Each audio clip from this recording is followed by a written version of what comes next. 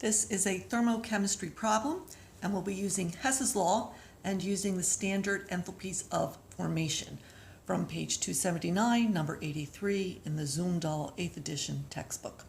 Consider the reaction. 2ClF3 plus 2NH3 yields N2 plus 6HF plus Cl2. All substances are in the gas phase, and our standard enthalpy for the reaction is negative 1196 kilojoules. Now note the AP people would say that that was kilojoules per mole of reaction. And I just want to remind you that this delta H is a conversion factor for each and every substance in the reaction. So there are negative 1196 kilojoules of heat released for every 2 moles of ClF3, or you could say that there are 1196 kilojoules of heat released for every 6 moles of HF. We won't need that in this problem, but that is very important for you to know. All right, in this problem we are to calculate the delta H0 F for ClF3, and I have taken a few of the delta H0 formation values from the appendix in the back of the textbook.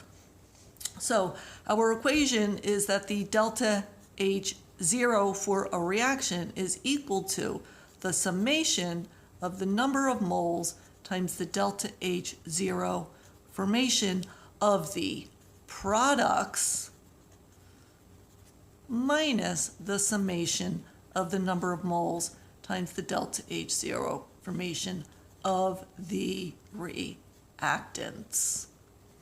So for our problem then, the delta H0 is equal to the delta H0 formation of N2 plus 6 times the delta H0 formation of HF plus the delta H0 formation of Cl2 minus bracket. And I encourage you to do the brackets because a lot of algebra mistakes are made in these type of problems.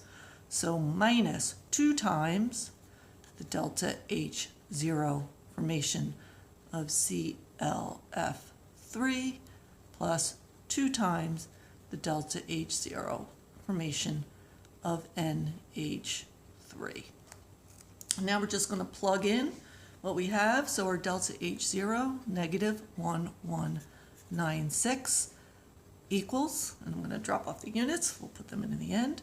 All right, the delta H0 formation of N2. N2 is a gas and it's in its standard state, so that value is 0. Plus 6 times the delta H0 of HF, which is negative 271, plus the delta H0 formation of Cl2. Cl2 is a gas, it is in its standard state, so that is also 0. Minus bracket 2 times, what we're looking for is the delta H0 formation of ClF3, so I'll just call that X, plus 2 times the delta H0 formation of NH3, which from our chart is negative 46. And now we have an equation with a single variable, so we just need to solve. All right, so negative 1196 equals, and let's do the math here. So we have 6 times negative 271 equals, so that is negative 1626, and then minus 2x, and minus is plus 2 times plus 90.